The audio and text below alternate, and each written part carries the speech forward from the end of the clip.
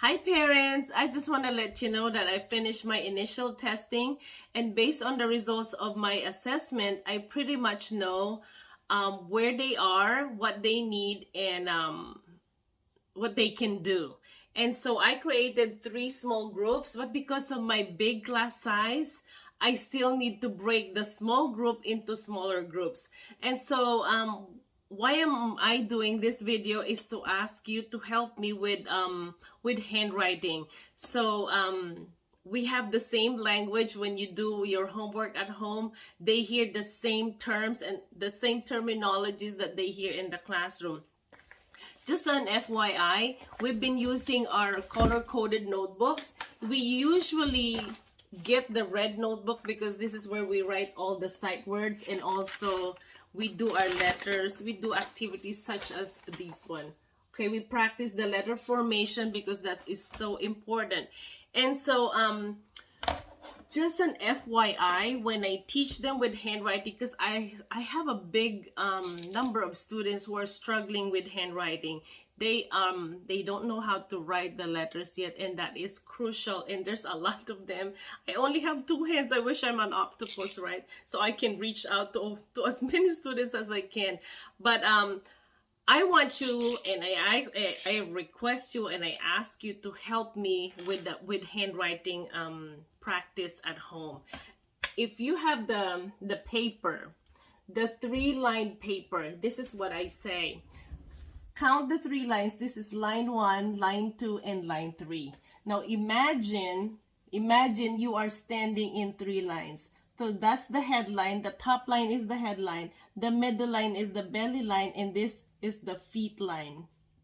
We always start writing from top to bottom, left to right. And so if they want to write the letter A, the uppercase A, they put their pencil up the top of the headline, and they go down, down, down, down, stop on the feet line, go back up to the headline, down, down, down, and stop at the feet line, and then a sleeping line on the belly line. So that's the uppercase A. Lowercase a, we don't need to touch the headline. We touch the belly line. Go make a circle and a line. Okay, so that's the lowercase a, uppercase and lowercase. How about the descending letter? We have descending letters, or we call it the tail letter, the ones with the tail, just like the letter P. Don't be scared. They can go past the feet line and touch the other line because it has a tail, just like the letter P. What else has a tail? The letter Y, down, and then a tail. Also the letter Q. It looks like an A, but then you go make a hook and slide to the right. Okay, for the letter G, make an A, make a circle and a line, go down, down, down, make a hook to the left. Okay, also the problem letter is the letter B and the letter D. I say the letter B, let's write the uppercase letter B, standing line, down, down, down, stop, make a bump and stop at the belly line, make another bump and stop at the feet line.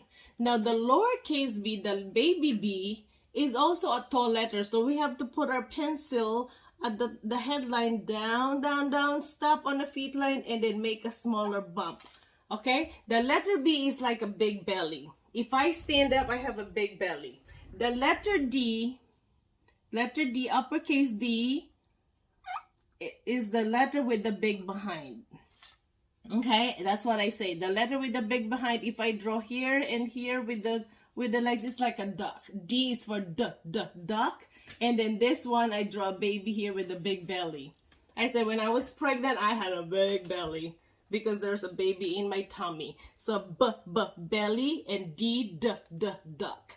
All right. So they'll be coming home. They will go home with their name on a paper. So if it's something like this is my first name and this is my last name. Also, if they can spell their first name and last name, that's a good start. I have some students who are struggling with letter names. They don't know the letter names yet. But if they know the names, the letters in their first name and last name, that is a good start, okay? So my first name is Aurora, and I'll touch it. You see the dot right there? From the top, down, down, down, and stop. From the top, down, down, down, and stop. And the belly line is the sleeping line. And then the letter U, go down, around, and stop. R is down and a curl. O, go around and stop. R, down, and a hook. And then letter A, make a circle and a line. And always put a finger space. Just like when we write sentences on the board, or when we write the sight words together, I write it with them in 3 lines and a finger space. Always put a finger space after each word, okay? And so expect for their name paper, and if I can ask you to please help them with handwriting in 3 lines: the headline, the belly line, and the feet line.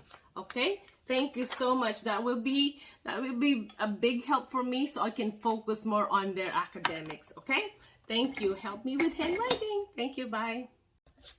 And oopsie, before I let you go, I forgot about the numbers. In numbers, we also use the 3 lines: the headline, the belly line, and the feet line. So what's the first number? The number that means nothing. It is 0. So touch the headline, go down and around.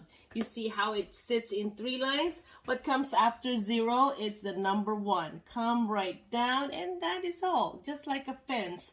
Number 2, how do we write number 2? Curl down and slide to the right. Number 3, curl in and around and again. Number 3. Now, if they write the number 3 this way, that's backward 3. Because I tell them,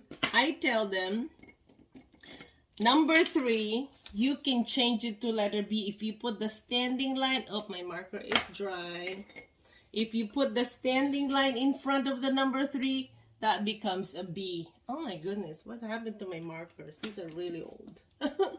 Okay, so yeah, let me just put it here. If I put a standing line in front of number 3, that becomes a B. But we don't need the letter B because that's a letter. We're talking about numbers right now. So if you take it out, that turns into number 3, right? So 0, 1, 2, 3. What comes after number 3? It is 4. How do we write number 4?